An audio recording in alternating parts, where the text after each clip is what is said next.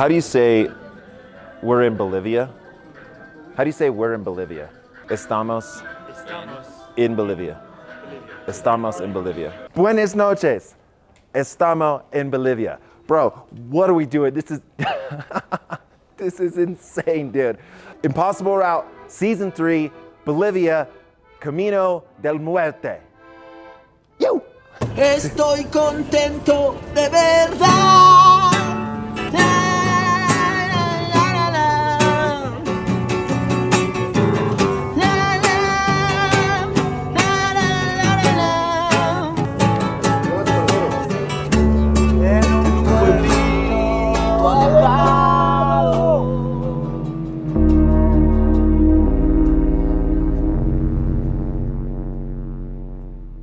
See this bus? There are human remains in there, unable to be retrieved. A number of people have lost their lives on the treacherous roadway. It's estimated that about 300 drivers who dare to make the arduous trek die each year, a statistic marked by the many crosses that stand as memorials along the path. The youngest road was built in the 1930s during the Chaco War by Paraguayan prisoners. In 1995, the Inter-American Development Bank christened this highway the most dangerous road in the world. Now, the death road has been done before. Going down the death road is nothing new. Going up the death road is less popular, but still it's been done. So let's explain what makes this one different.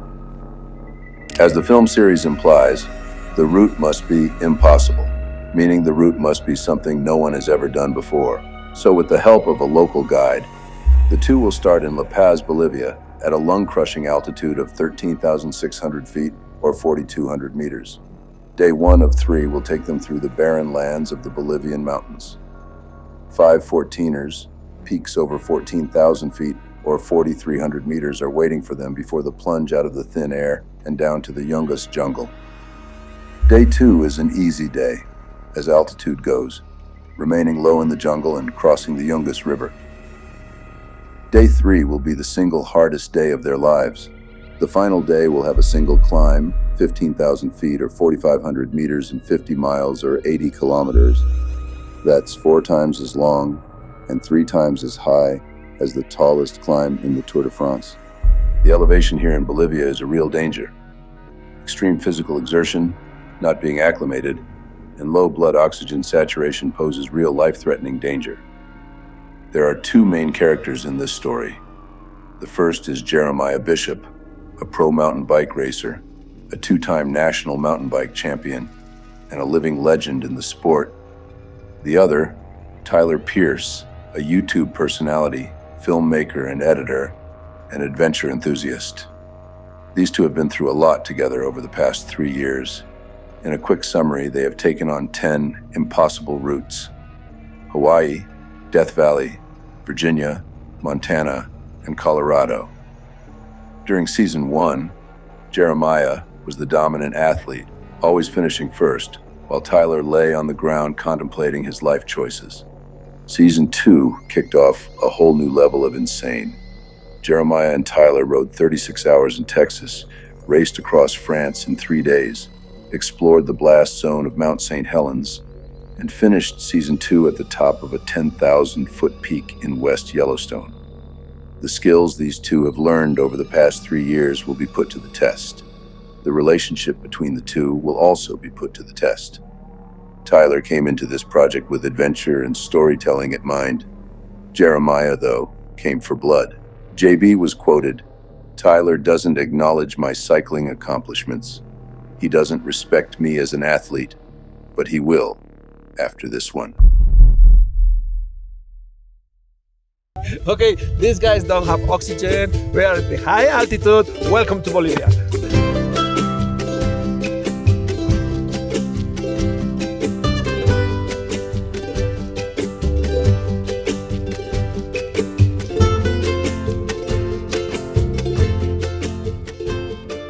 La Paz, Bolivia. We're out front of San Miguel Church.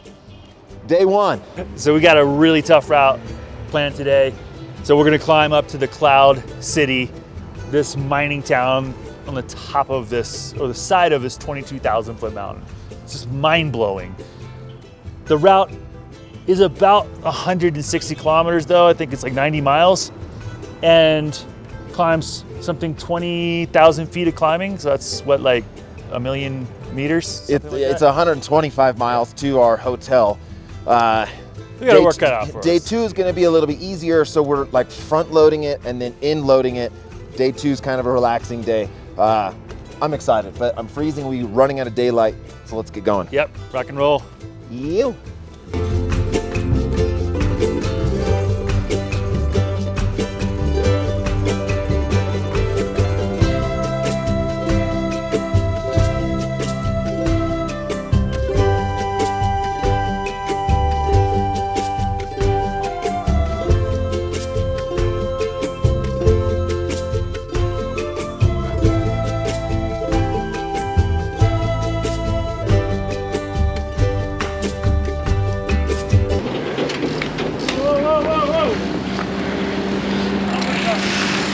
All right, that was scary. We're in La Paz, the city's crazy. I almost get ran into by a truck almost immediately. And then we hit this really steep pitch and I am huffing and puffing. And Jeremiah goes, I'm nose breathing, what's so wrong with you? And I'm like, either you're joking or I am in for a terrible 3 days. If he's nose breathing and I am gasping for air. And I wonder if that was a mental strategy for him to try to crack me, which he definitely did. It got on my head a lot. Everything he would say to me was like, you know, oh man, you're really struggling. Oh, you sure you're gonna be okay? Oh man, should we call the trip off? I'm like, dude, chill. You know, it's apparent that he didn't do the homework. I tried to warn him. I'm like, man, you know, it's a matter of like life and death to be acclimated to this elevation. And we're not talking about 7,000 feet. We're not even talking about 10,000 feet. We're talking about 14, 15, 16, 17,000 feet that we're like trying to operate at a high level at. And yeah, I mean, high altitude pulmonary edema and cerebral edema. Yeah, I mean, there's hundreds of people that die a year of it. And yeah, you got to take it seriously. And I mean, with a name like Death Road, I was like, you know, I'm gonna do my homework. I knew I was gonna be in trouble. How in trouble, I didn't really understand. Okay, I've got a massive bag of cocoa leaves in my front pouch here. I just shoved them in my mouth. You don't chew them and swallow. You do it like dip. Not that I've ever done tobacco dip, but you like put it like a ball and it just sits in your mouth and you just suck on it. And it's like a low level nicotine. It's nothing crazy, but it does help with altitude. So they say.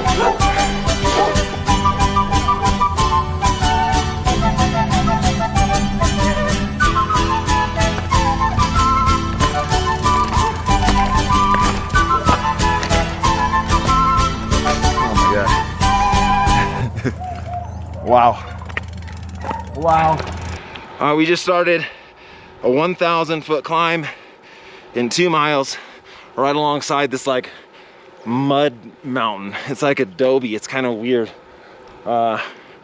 We are riding into some shit, dude. This is just quite beyond words, but my mouthful of cocoa leaves be popping.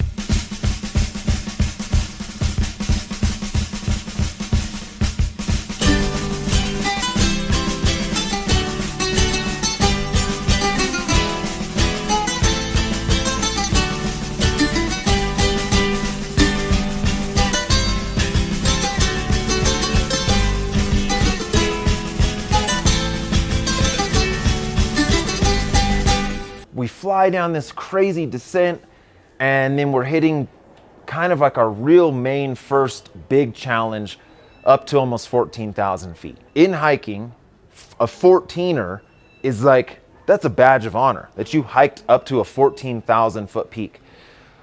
On this day, day one, we're gonna ride over 5 of them in like a matter of 20 miles. We have now started a 2,000 foot climb. Let me give you a little more data here. We're 2 hours into the ride.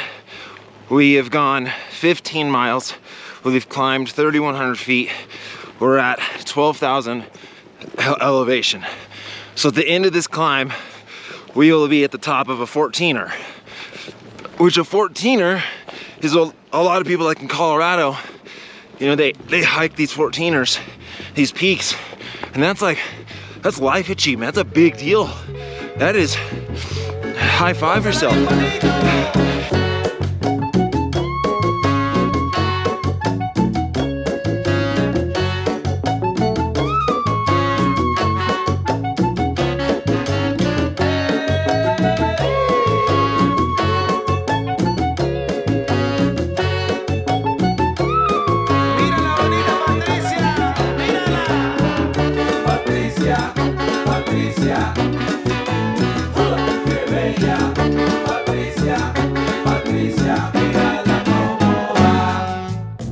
And altitude's strange because you have this kind of sinking feeling, like a heavy feeling. Sometimes your legs feel like almost loaded, like they can't work properly. And it's not always your respiration's really high, but if you check your pulse oxygen, I mean, it might be 82. So you're just like suffocating, but you don't even know that you need to breathe faster. And I think Tyler got a taste of that. You know, day one, he's just kind of looking a little droll and not his chipper self, not cracking jokes, like just kind of slumped over like, okay, what's happening?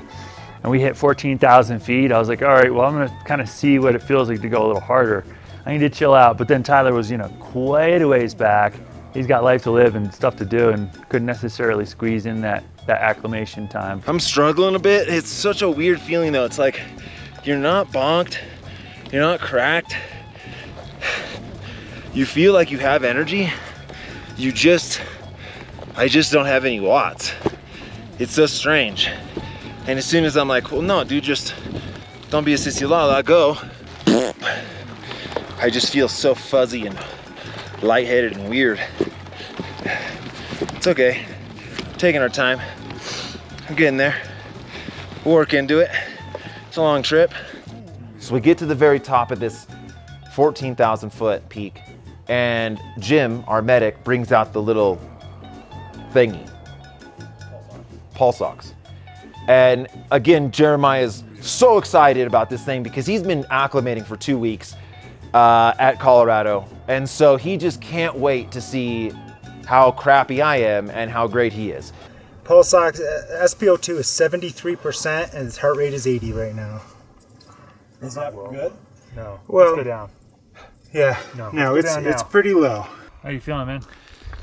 I mean, at your pace, I was starting to feel a little woozy. Just kind of like, it's hard to explain, like passy outy. Lightheaded. I almost let's just say like not like your consciousness isn't fully there. Yeah. Our medic Jim was like, I got to keep an eye on this, and they were asking me questions, like where did I meet Jeremiah? You know, what country are we in? And it's very scary because they ask you this question, and you're like, oh, I got this answer, no problem. Then you go to retrieve that information, and it's not there. Like you're opening file folders, and you're like, wait, there's nothing in here. Where did I meet Jeremiah at? And then I'm like, well, dude, if I don't get this answer right, you know, am I dying? Like I start freaking out. Then I'm like paranoid about how not good my oxygen levels are. And then that makes everything worse and worse and worse. So it's like, I have to get this answer right. And it's like so stressful. But I'm like trying to play it off like everything's fine and everything's cool because I want to keep going. Everything felt like a dream state. Like nothing was real. No people were real. That I was in a dream. And that's not a good place to be in while you're riding your bike on some of the most technical, dangerous death roads.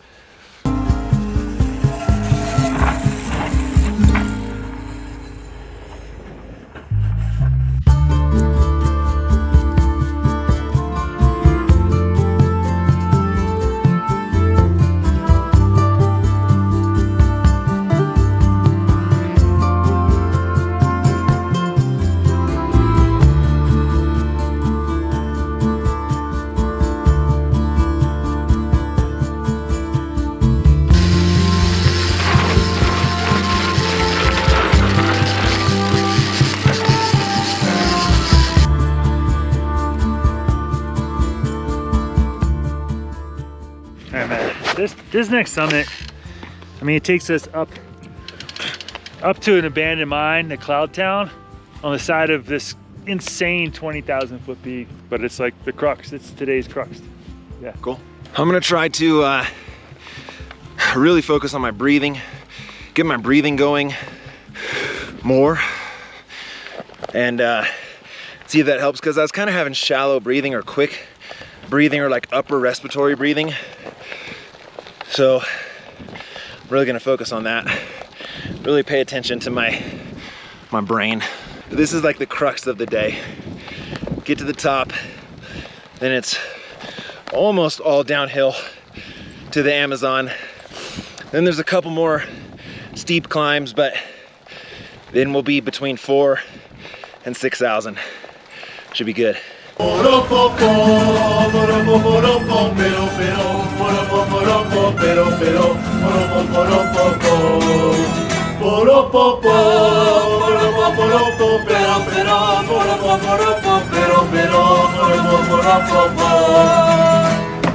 cateto de tu hermano, que no me vengan con ellos. Es pollo, yo soy gitano y tengo sangre de reyes. Que es payo, yo soy gitano, que llevo sangre de reyes en la palma de la mano.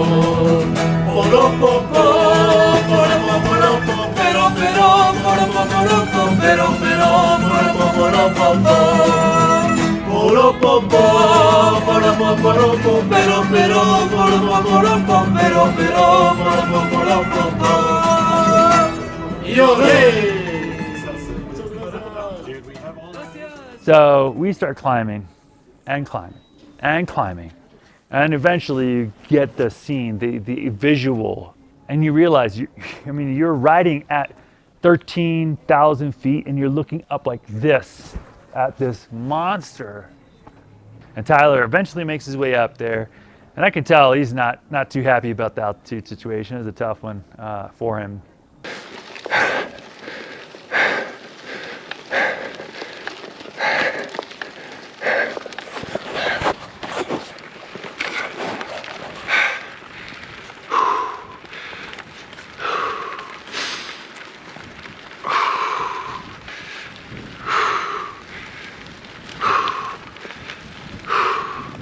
So if you're feeling really woozy, start feeling dizzy, we can give you some oxygen, and after about 3, 4, 5 minutes, you're going to start feeling much better. Your O2 sats will go up quite a bit. Okay.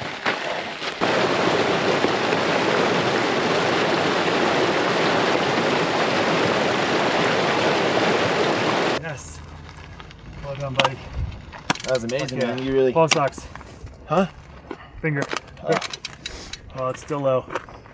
Dying to know what this is. He is at 86, 85, 82. Holy shit.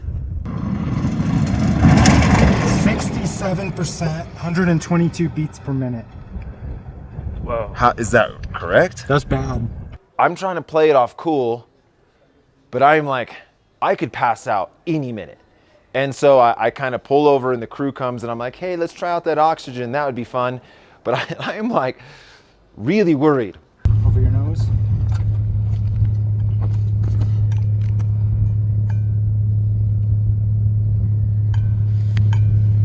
Just breathe normal. I know this doesn't look like I'm okay, but I'm okay. Good. Oh shit. No, I'm all right. he's okay. Then you see him getting oxygen. I'm like, what the heck? You know, I roll over and, you know, he's got the mask on, he's laying down.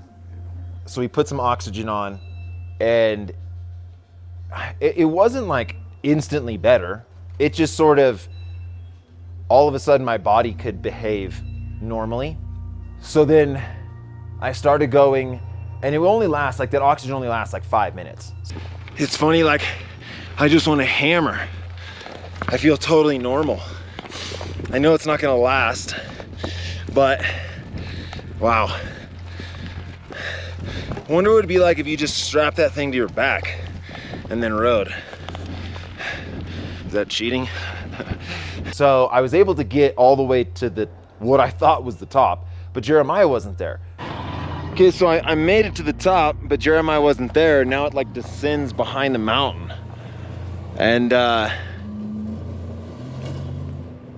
not 100% sure I want to descend. You know, I don't want to climb back up. Now it's like off this mountain, and I know it's an out and back. So then I'm thinking, okay, well, if I go off this mountain and down, then I gotta come back up this thing? So then I was like, whatever, maybe it's just right around the corner, maybe JB's right there. So then I start going down Death Road Light, which is actually should be the Death Road, because what this was on day one isn't the Death Road, but it's way more deadly than the actual Death Road. So we go down this thing, insane. The views, there's no way to explain. There's no way to articulate. It's like I'm living inside of an AI generated picture of another world, where you're like, there's a peak, but then there's a cloud, and then somehow the peak is coming out of the cloud again, and you just don't understand. So I'm like oohing and ahhing the whole time, while going head on to mining trucks and 1,000-foot cliffs off to the left.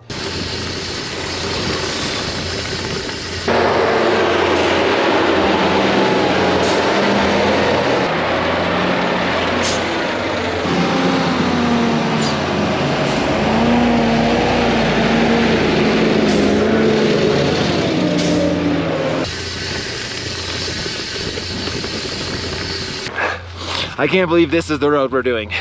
I looked at it and I was like, there's no way. And it is the way.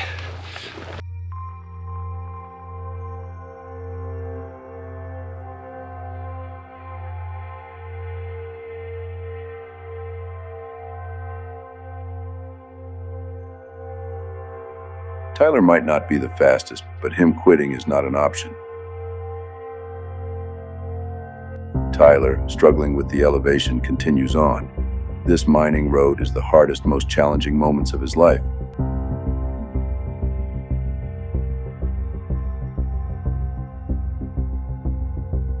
Despite being separated from Jeremiah for almost 2 hours, he pushes through.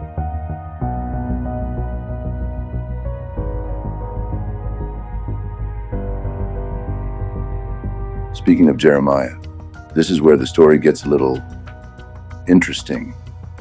Jeremiah hired Oscar, a local tour guide, to make sure they were safe on the adventure. There were 2 main instructions given by the guide. 1, don't film anyone without their permission. And in doubt, do not film in sensitive areas. And 2, do not go up to the mine, as some of the practices here are illegal, and they do not want any attention brought to the mining operation. Filled with excitement, wanderlust, and low oxygen, JB decided to ignore these instructions. I mean, hey, I've never been to a gold mine, let's go check it out. Cuando Jeremiah me contactó, me dijo que quería subir hasta la mina Bolsa Negra. Yo le expliqué desde el primer día que antes de tomar nada de videos o fotografías, tenía que preguntar.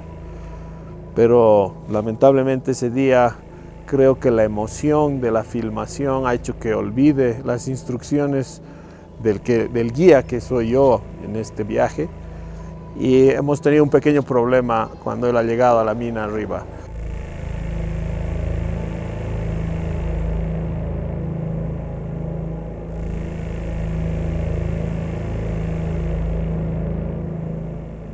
So I roll in, I take a little video of the lake.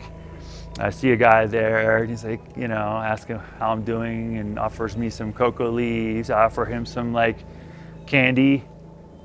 Life is good, you know? And I'm like, botella de agua? Because I'm like almost out of water. I got just a little swig. And then a group of guys comes up and they kind of like block my passage and say, hey, you know, we need you to sign the book. And I'm like, oh, cool. I get to sign in that I got up to the summit. It's all good. So I go into the brick building. You know, it's got a steel door. And I walk in back and there's a desk with a ledger of people who checked in when they checked out. Yeah, I mean, it makes sense. Liability waiver, all cool. And then I'll go my way. The guy snatches the camera out of my hand, runs to the back. You know, I'm like trying to get my camera back. And then the one guy kind of walks out to the front of the hut and like calls someone. He's on the phone with someone. And then he walks back up and then they usher me inside the building again. And I'm like standing like by the doorway. And I walk in and there are three guys with their backs turned kind of away from me talking, and they kind of seem to be discussing something. I don't know what they're discussing. And I got a weird feeling. Kind of like not giving my camera back. I offered to bribe the money when the other guy was talking on the phone. And then their attitude just seemed to change. It seemed to be less happy, a little more like, hey. There's no smiling anymore. And I see one of the guys in the front, there was a guy standing next to me, grab a golden padlock. And he's kind of like looking at it, looking around. And at that moment, I realized I'm out of there. I didn't know why, but I don't know if they were looking for a chain or something to wrap me up with, but it got weird very quick. I stepped toward the door. The guy tries to close the metal door. I grabbed it, pulled it. I think it, you know, put him a step back because I was not letting him slam that door shut. I'm not getting locked in a steel building at the top of a 16,000 foot peak. And whew, I darted for the bike, swung the bike around 5 steps to get my speed up, classic cyclocross remount. I was gone. Meanwhile, the guy's running like right behind me, just about to grab me. Shoo! I was out like a rocket. Good work, man. Tyler. I didn't have the route, so I didn't know which way. I didn't know which way to go. Yo. What? Turn around. Why? Fucking now. We gotta go. My hands are shaking. Fucking fuck. Go. Turn around now. Why? I fucking said turn around now. We gotta go now. And he's like, I was robbed. They took my camera. You know, the miners are after me. And so then it's like, well, how serious are we supposed to take this? Because then he's talking into his cell phone and he's not going. And so then I'm like, I don't know. Is this real? Oh, we gotta get out of here now. Come on, go. They took your GoPro? They took the GoPro. They tried to grab me. They tried to retain me. They said it's prohibited to ride up here. Let's go now. Okay.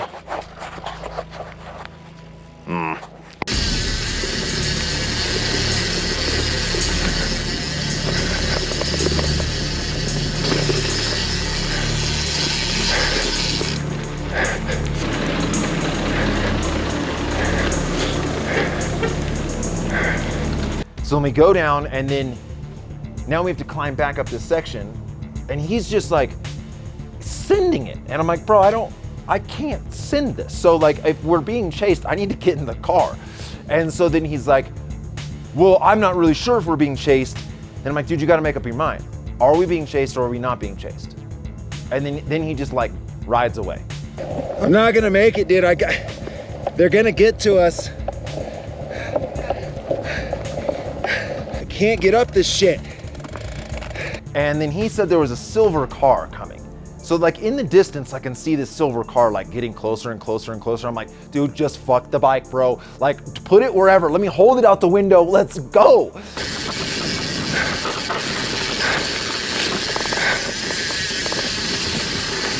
So then I'm like panicking. The whole team is panicking. JB's nowhere to be seen.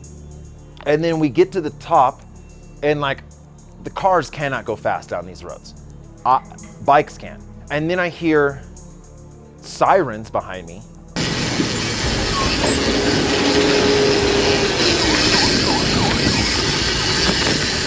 And okay, so maybe I'm freaked out because of what Jeremiah said, but he said there was a silver truck.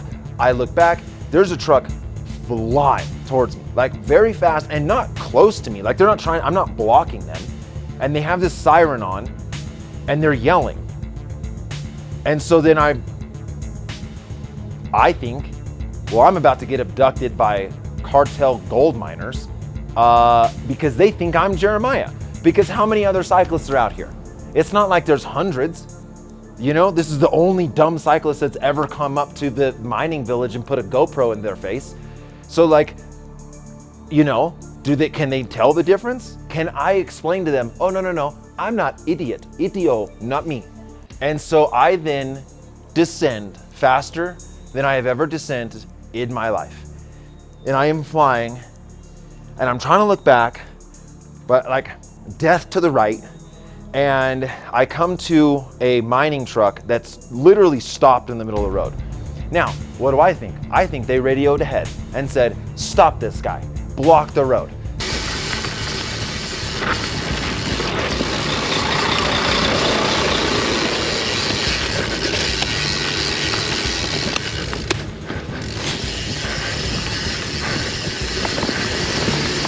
And I squeak through the side. My wheels are falling off the side of the cliff and I get around.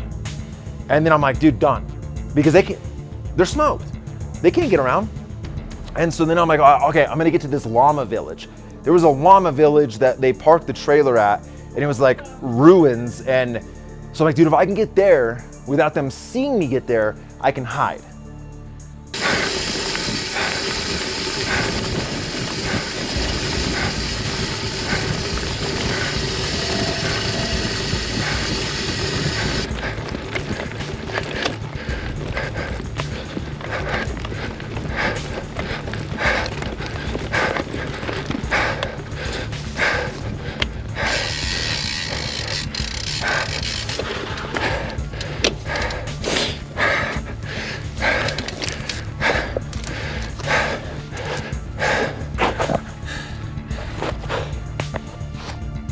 Dude, no joke, I'm literally hiding from like miners or something, dude.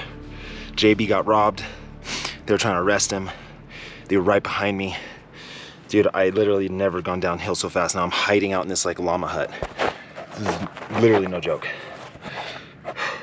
So I'm hiding and dude, I've never had this feeling before where I'm literally feel like I'm hiding for my life. But then also, am I being wildly dramatic? And it was just like some guys in a car going, hey, how's it going? And I'm just like, they're a cartel, you know, like, and so then I bounce between, am I so stupid or am I being smart? And it's such a weird balance because I've never had this before. I've never had to be like, am I really in danger? So I hide in the llama thing. And Jeremiah comes by because he was hiding somewhere else. I had a good hiding spot. That was gnarly, dude. Yeah. How did I pass you? I was hiding. So then we get the truck or the trailer and we're driving and it's like this weird feeling of like, are we safe or are we not? Yeah, I should have known better than to pull the camera out at the mining operation, but there wasn't anybody around me. I'm like, hey, you know, here we are. Kind of wild up here. There's huts on top of the mountain, a little hospital. There's the rock mill, you know, just curiosity. But they might have thought that I was a journalist trying to expose that they had this operation here. They're using mercury still, blah, blah, blah. I didn't even think about that. In retrospect, I find out it is owned by the cartel.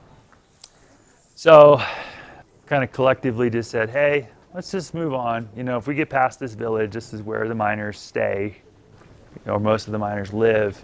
We'll probably be fine. And Oscar said, yeah, we'll be fine as long as we just keep on going. And Well, after one of the most intense moments of my life, you kind of just have to shake it off and keep going. Man, what would have happened if Jeremiah had been locked in a mine? What would have happened if they caught me? They definitely would have taken my camera. So that's what I was like. I just flew to that little llama thing, and then I put my phone and my camera under a tire and then put a rock on it, just in case, you know, got the footage. But now it's just back to normal old riding. Yeah, on state roads. Public roads only.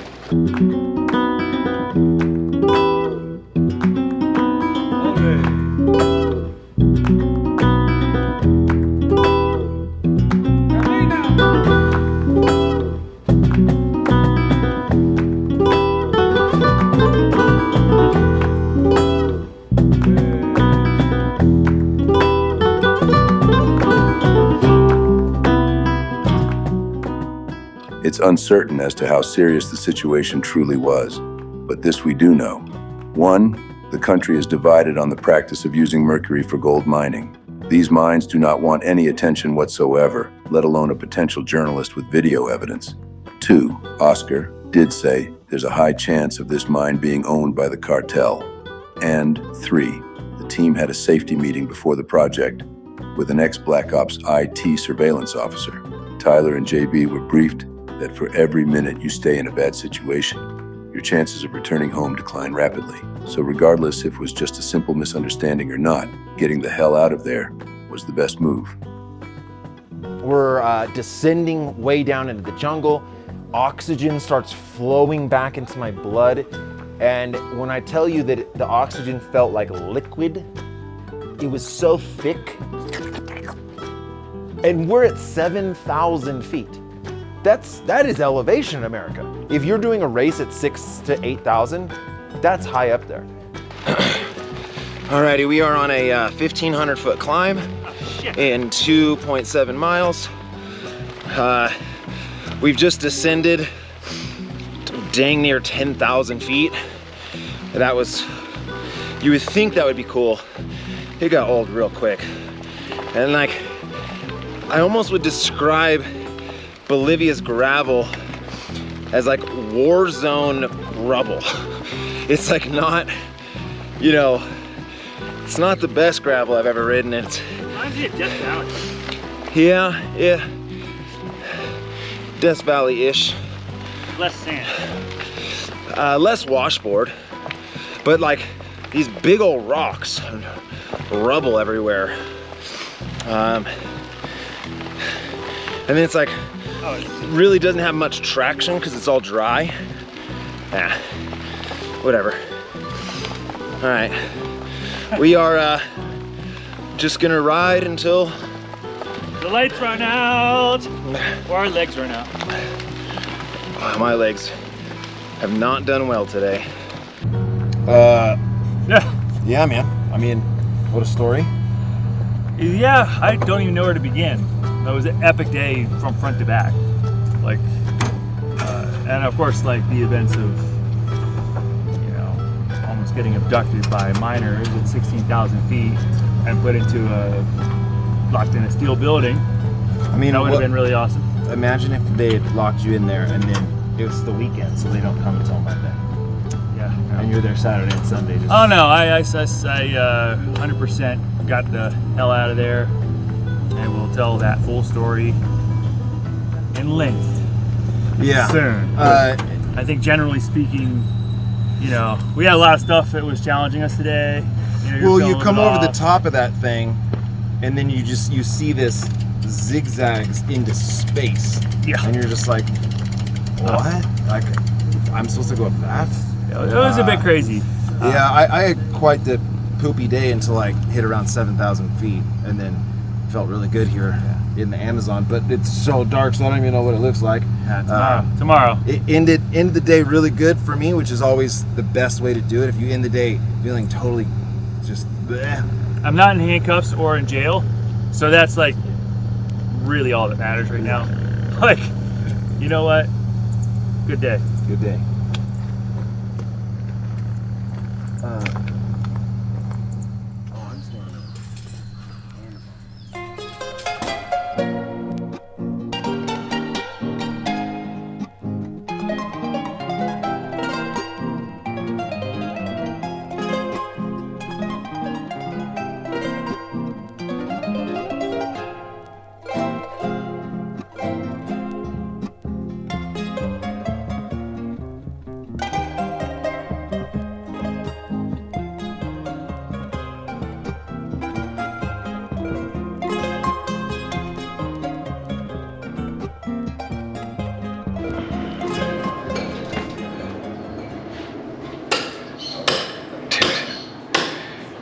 The super high stuff is just like, the views are beyond comprehension. They look like something AI created. But here, one, you can breathe, that's amazing. But two, there's color. Gracias. There's color here. Up where we were in La Paz, there was no color, nothing could live. But here there's flowers and green, and the culture here feels so much more like, I mean, it's kind of the same country, right? But like, it's so much different here. I wake up, not gasping for air. My door's open. I can hear like parrots and frogs and Spanish-speaking people. But the vibe of this town was so chill. That to me is probably one of the best experiences of this trip. Was not even on the bike. Was just waking up in this village, everyone being so hospitable and kind. I felt so safe, felt so at home, even though I'm so far away from home. Village vibe was just awesome. And yeah, we had some oxygen to breathe. But 6,000 feet felt like you could drink oxygen like a milkshake. I mean, it was awesome. Slept like a baby. So we started the day with this ripping, like 15-minute descent.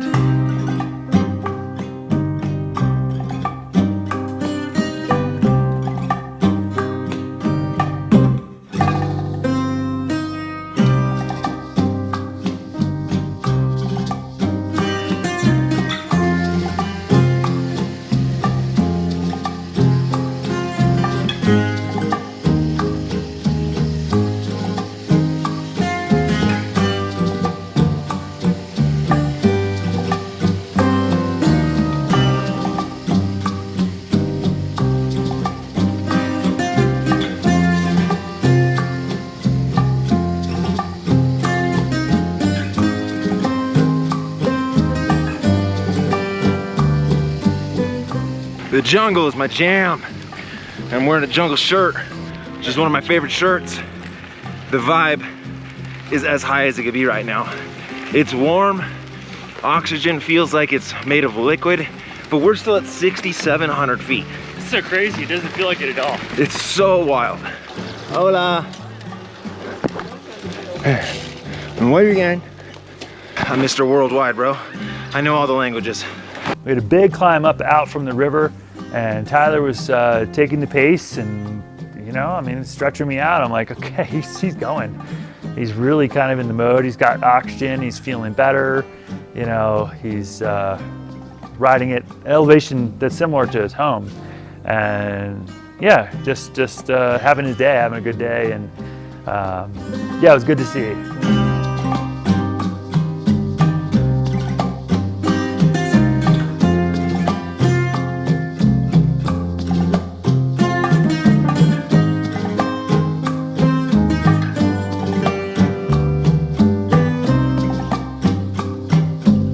Yeah, so we go into Chilomani, and it's like the market day. I'm thinking there would be like might be one stretch of 20 tents for the market, but it goes for like a quarter mile.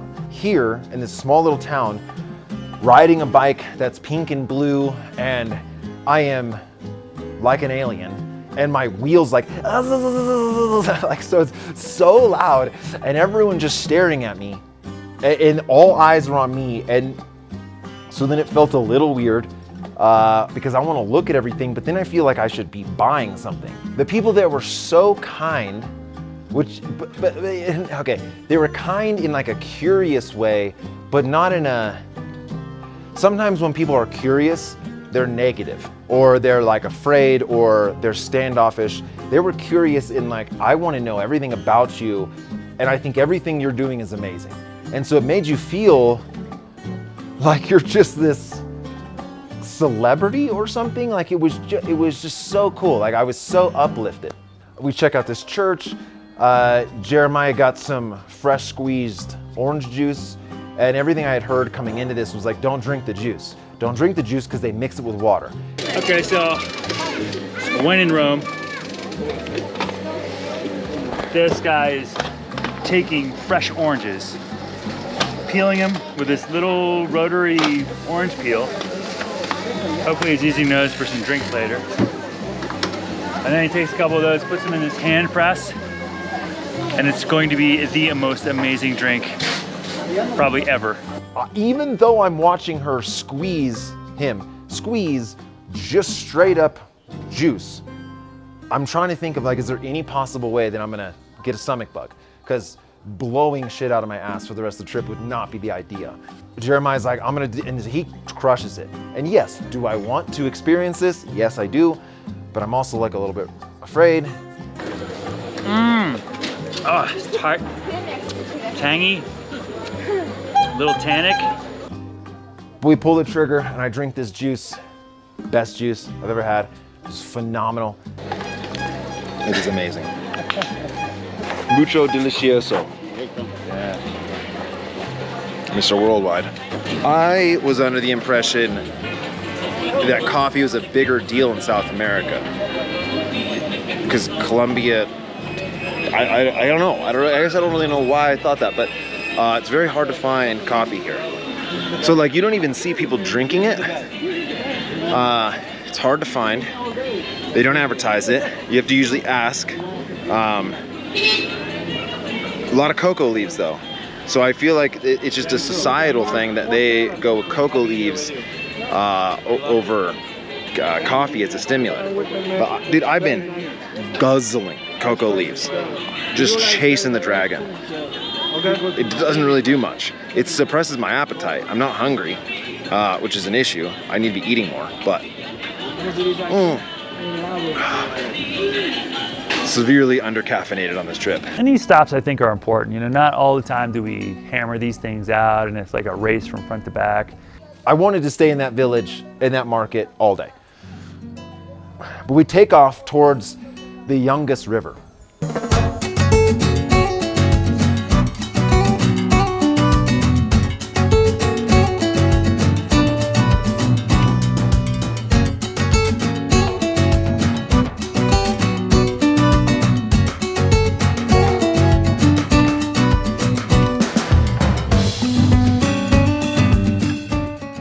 All right, so maybe you've traveled a bunch.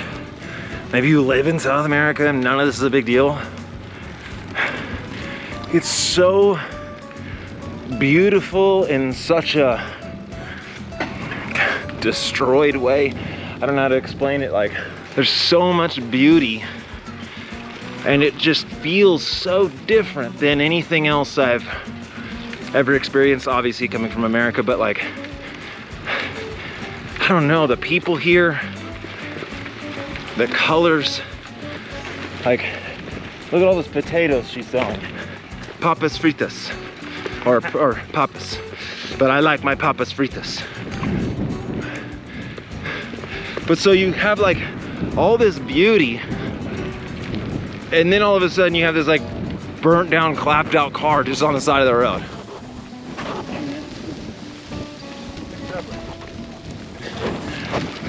So it's like, adds contrast to the beauty. So if you're somewhere that's like so well manicured and everything's pristine, it's very hard to stick out. It's very hard to be beautiful. You know? A rose in a rose garden is just another rose. A rose amongst the weeds is amazingly beautiful. Oh my God, I'm a poet.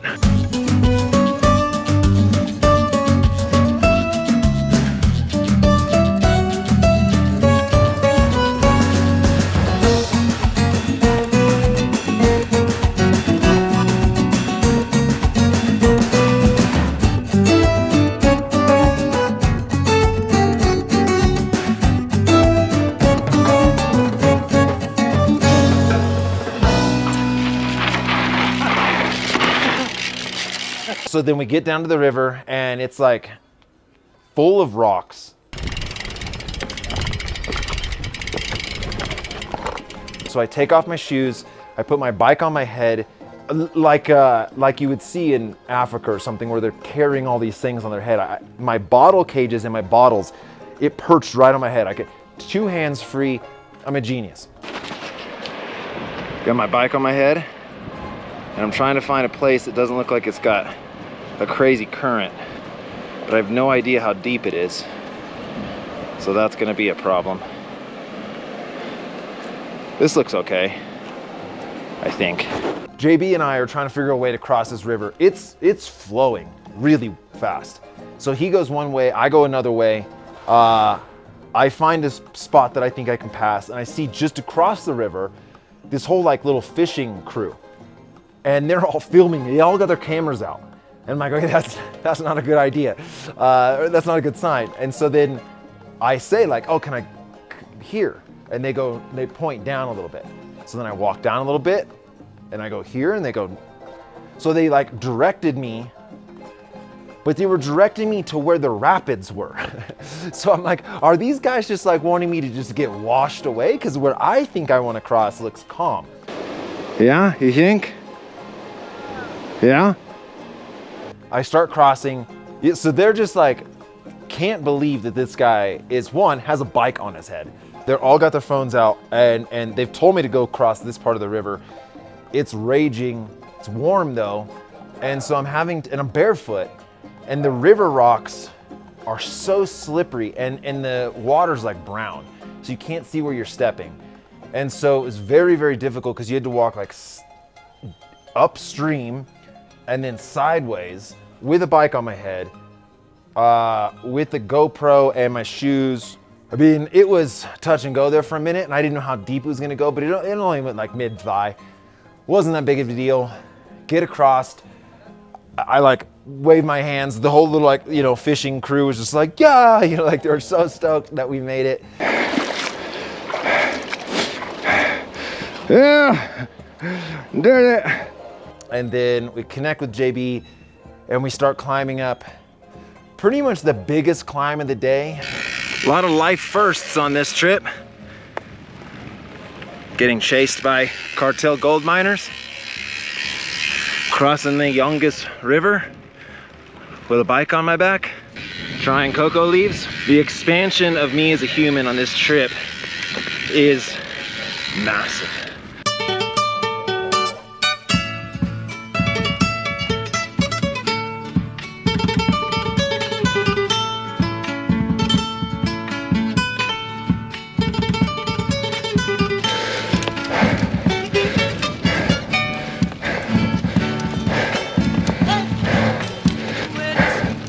Oh my God, dude.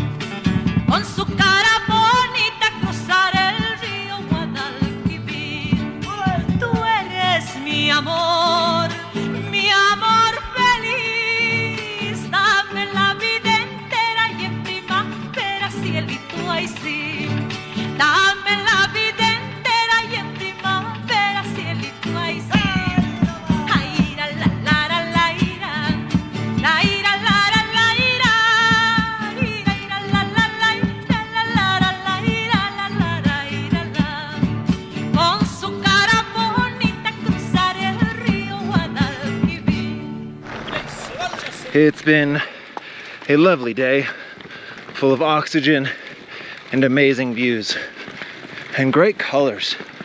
Very big day tomorrow. So rest and recovery and fuel right away is important.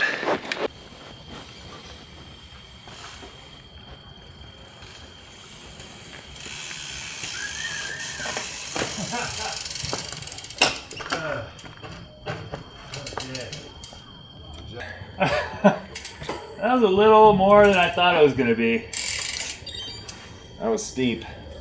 60 miles. And loose. 8,500. I mean, you're just either going down beyond category climbs or up beyond category climbs. Yeah, well, it was a beautiful ride. It's just like, there's no 3 miles here.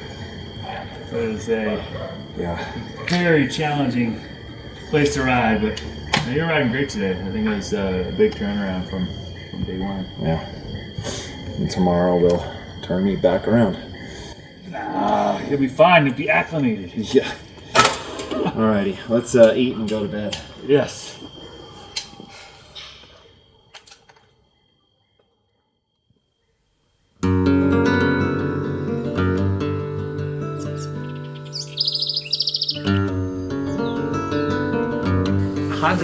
People died in 3 months. What? Yeah, the problem is this is only the way you can go to the jungle to take some products, and it's that road you can come down and up. The change weather super quick, and you have fog the 90% of the time. When someone flies off the cliff, Bye bye. 300 meters down, man. You don't have nothing. 1,000 feet. is like towards the top of the last climb. It's like hand me the oxygen out the car, and I'm just full on like 100% oxygen, and we just ride right past JB at like 400 watts. So the worst possible road you could ride on. 1,000-foot cliffs, loose rubble, sections where the road is like caved in or eroded, like there'd be a little horseshoe, and they'll like put like a orange trash bag or something on a stick to let you know that like that's a ditch. That ditch is actually like a hole in the road. So the road would be like 12 feet wide, and then it'll be like 6 feet wide because it just collapsed.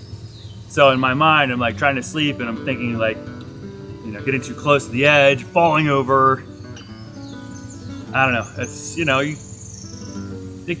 can get into your head. So I tried to think about some other things, but I'm ready for it. It's uphill. We're on the left side. It's kind of like reverse, like British driving, and we know what we're doing.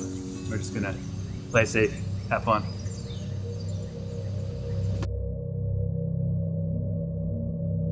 Today is one of those days. A day that will stick with you forever. Regardless of how the day goes, today will not be forgotten. If they fail to reach the top, that failure will burn for a lifetime. But if they succeed, that feeling will remain and be a permanent chapter in our character's story. Now let's give some context to exactly what today has in store. We have already established that the death road has been done before. Most only do the 20-mile or 32-kilometer section of the Yungas Road. Most do that section fresh, but these two are not like most. After 2 grueling days, the plan is to ride from the base of the mountain all the way to Chacaltaya.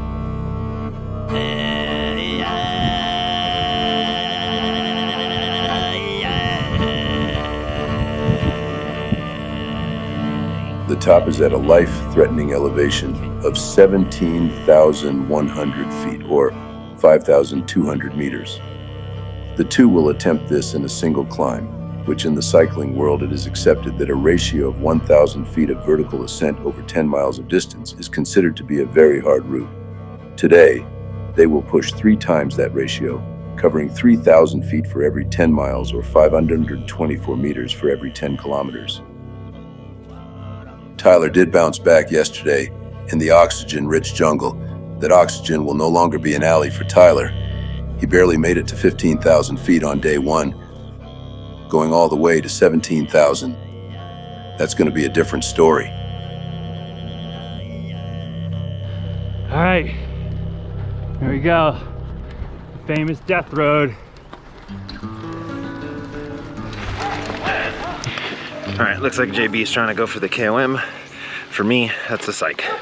The climb is 40 miles and 14,000 feet of climbing. That's just the first of 2 climbs with an average grade of 7%. You ever ridden 40-mile climb? Wow. It's warm though, it's humid, feels like Hawaii. I'm all about it, dude.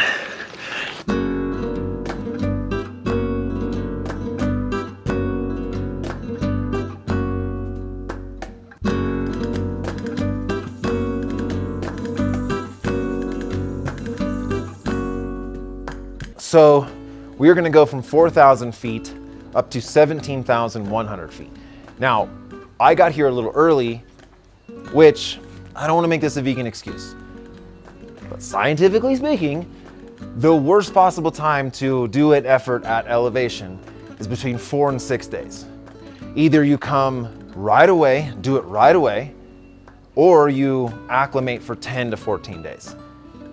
I wanted to come a little early, one, because the travel was easier, and I wanted to experience a little more. I wanted to get more into this trip. I didn't want to just jam in, suffer all the time, and then leave. So I came a little early, and this day is like day 6, all right? So already day 1 is day 4, so it's like the window of when you do not want, like you're gonna be getting the worst of elevation. That's when I did the trip. That's my choice. I understood it. I didn't acclimate before this. I spent time with my boy, moto riding. No regrets. I would not have changed anything. A lot of the roads are like washed out underneath. And so it's a little trippy because like if you're riding on the right side, you think you're riding on a cliff, but really you might have a foot of dirt underneath you and then 1,000, 2,000 foot drop to death. And then you see all these crosses and memorials. That's also so weird that we're out here just playing bikes and there's skeletons right there. So it's just, it feels weird. It feels weird to be like, oh, let's hype this up, like how scary this is. But then you're kind of like standing on the graves of people, almost literally. Estoy contento de verdad.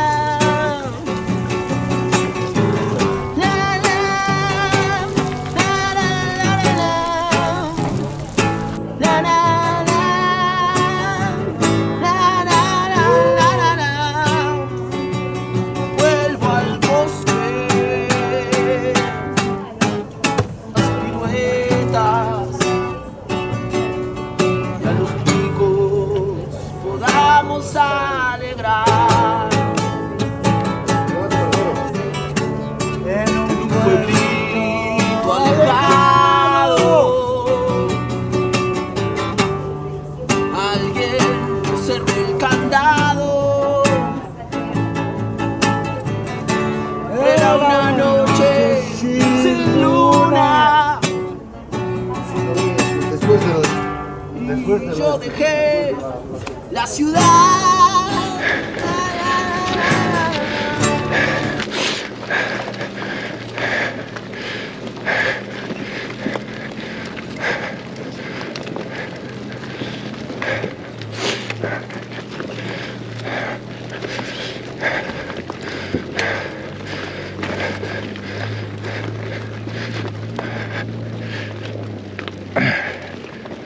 We have climbed 5,000 feet in 15 miles. 5,000 feet in 15 miles. You would consider a climby ride 50 miles and 5,000 feet. We're at 15, 5,000. It's just beyond understanding.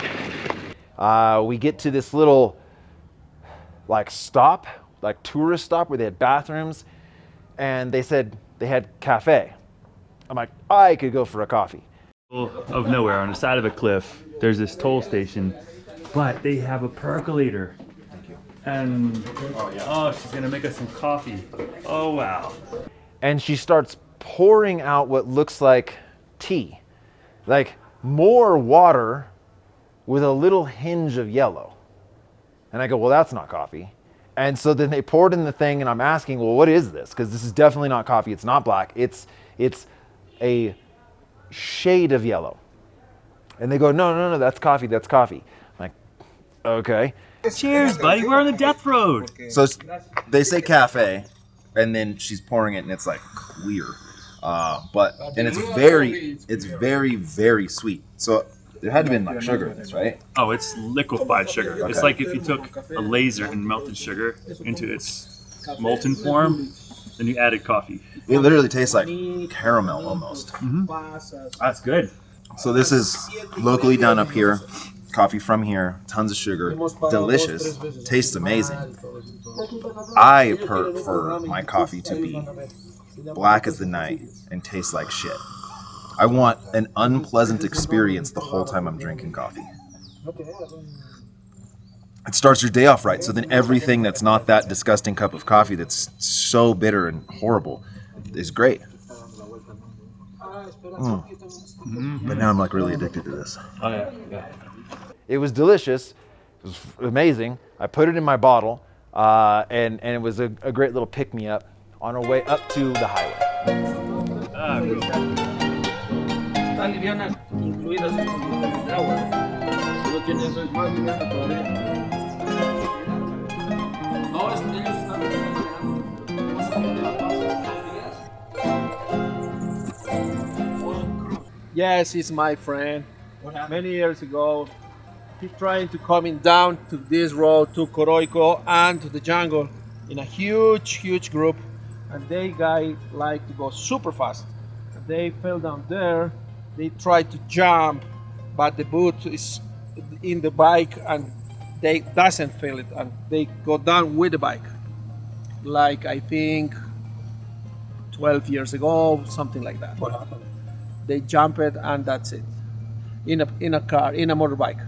They tried to go out with the motorbike. They tried to jump, but the boot is stick on the bike, and that's it.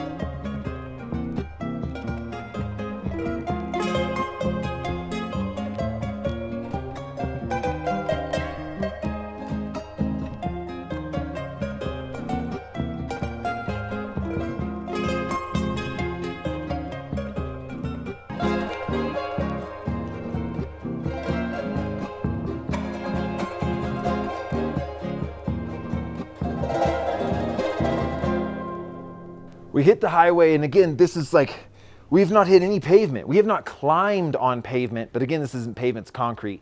We haven't climbed on like road this whole trip. And so then now I'm like standing, I'm like keeping my rhythm, I'm feeling pretty good right now.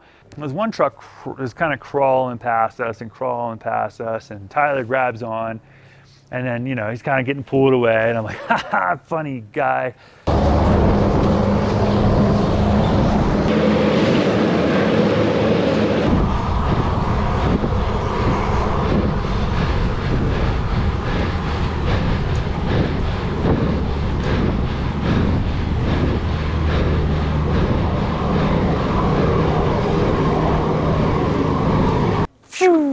Put into big gear. I'm like, ha, sucker.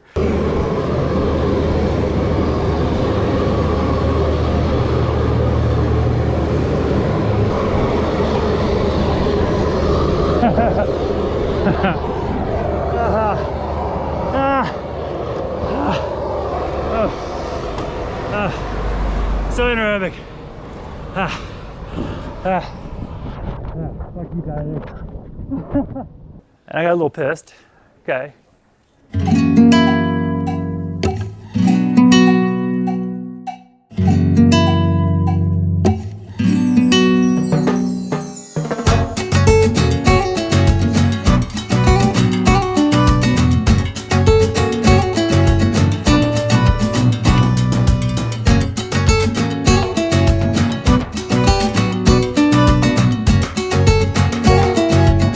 keep on riding and riding and riding, and it's just, now you're getting out of the jungle, you're starting to come up to that moonscape, huge spires, snow cap, no vegetation, all death. We've been riding pretty good, and there's these huge trucks that are coming by, and they're going slow, like very, very slow, like you can ride right next to them. And so this one's like right next to me. And so work smarter, not harder. And I just grab onto the side of it, and I'm just like, wee, you know, like this is awesome. That made Jeremiah extremely angry. And so then he just lights it up and literally just takes off and goes and gets the KOM on this road section. He's going faster than the trucks, which is wild. I start putting it down, you know, I'm like working hard. I'm like, all right, challenge accepted, you know, this will be fun. I don't know, something about this, like going as hard as you can. I could go and lean into it and go really, really pretty hard. Good zone, I locked into a good zone and just smashed it, you know, smashed it all the way to the top, even past another tractor trailer.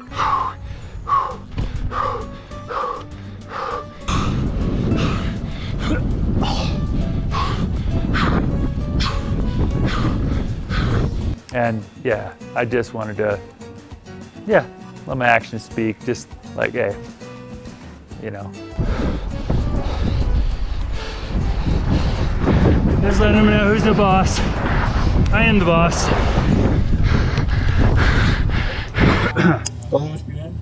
Oh, almost vomited twice. Just had a bit of gag reflex or something. The carbon monoxide, like behind the trucks, combined with the altitude is like I don't know, it's another level of difficulty. I mean, it really makes it a notch harder. But I think, you know, rode really good. I was really pleased with how I was climbing, and yeah, I decided to put it down a little bit, establish who's boss, as yeah. Sometimes you gotta just go hammer a little bit.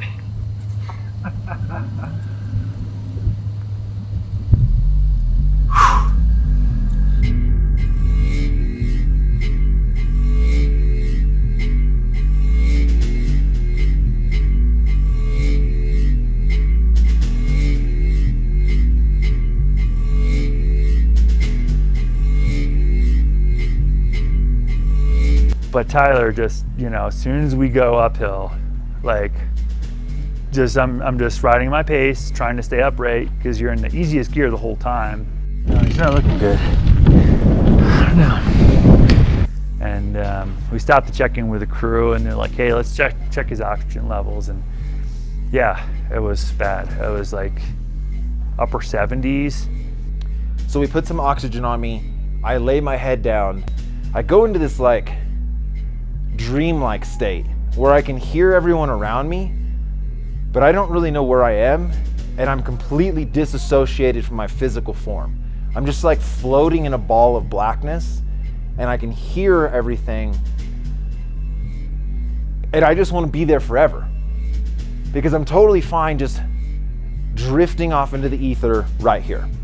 I just don't know if he's going to be able to keep on going.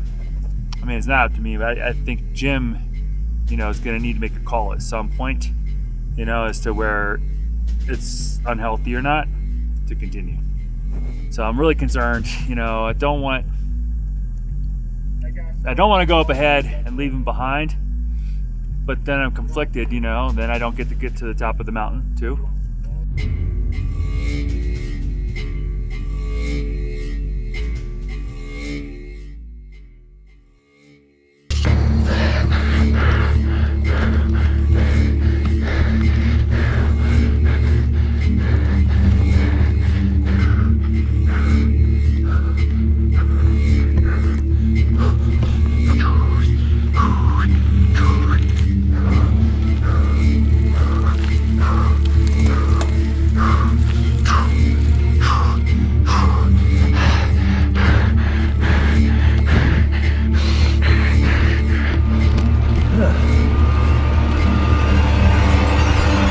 Pop, a chain breaks. I'm like, well, I'm only going like 4 miles per hour. I can run that fast. Okay, I'm going.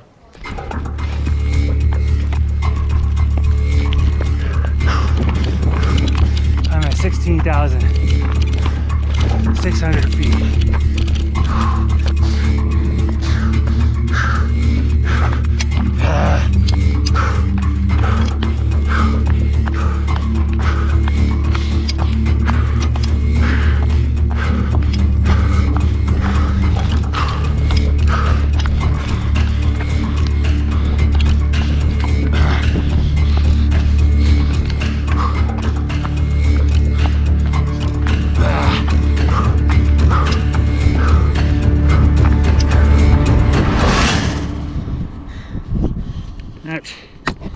That was rather intense.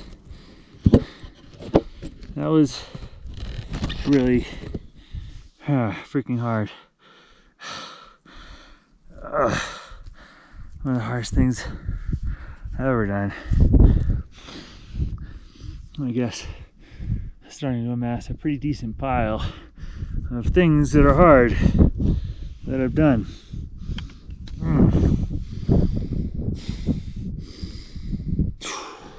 Yeah, I got fired up. It was cool. It was cool when you have that zeal, that motivation, that fire. And I had that fire yesterday on day 3 on Death Road. Can you see that? Can you guys see it? Okay. Yep, you're at 98 right now. There's a 90. I'm gonna get to the top. I am gonna finish. I am gonna finish. I will do it. I will do it. I got it. I got it, dude. I got it. 스톡홀m 도쿄 유피엔기することを選択しました。ストックホルムの東京。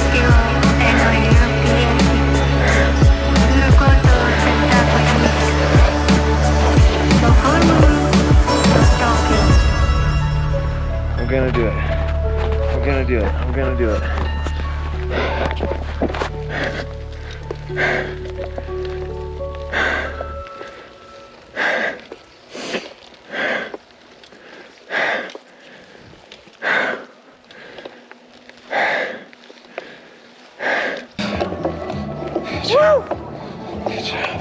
Everybody, good job.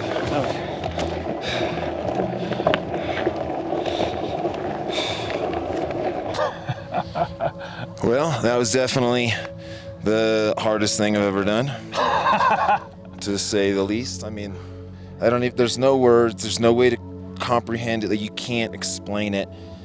We've been riding from the jungle, it's unbelievable, to then a little higher than the jungle to the moon. You know, we've like joked, well, what are we gonna have to do, ride on the moon? Like, we are. This is pretty much on the moon. And the elevation bit of it is just so hard to explain, that, yeah, because you can't see it. It's not heat, it's not steep, it's not rocky. I mean, all of those things are part of this, but it's 17,000 feet or 16,000 feet. What's the total ascent? It's got to be like close to 17. Well, I'm just saying, like, up here, like, it's one thing to climb 17,000 feet. It's another to be at 17,000 feet. Oh, 100%. It is hard to explain. It's like riding on the moon. You're dizzy. It's difficult to concentrate. You're like falling all over your bike. But it's a worthy challenge, and it's one we stepped up to the plate too, and man, we did it. We did it. Man, you crushed. You had a great training camp coming into this. You were flying. Man, I was riding the struggle bus from day one, and honestly, like at the start of this climb when it popped up and it said 3,500 feet to go, and I was on oxygen, I'm like, oh yeah, I'm smoked. I'm done. There's no way. But you just put one foot in front of the other, and all of a sudden, you're here. I can't believe I finished, to be honest. I'm proud of you. All right, man. That was a Hawaii moment. Good job, dude. Well, let's wrap it up. You know, you have to do hard things in life sometimes. You have to do things you don't want to do in life sometimes. And occasionally, you need to test yourself. You need to do something that scares you a bit, because once you conquer your fears, you find peace. Once you attain your goals, you find confidence. And once you step out and do something big, you find the world and the meaning of, you know, life itself. So I hope you get out there. Yeah, bikes did this. Oh, the places you can go on bikes. It's amazing.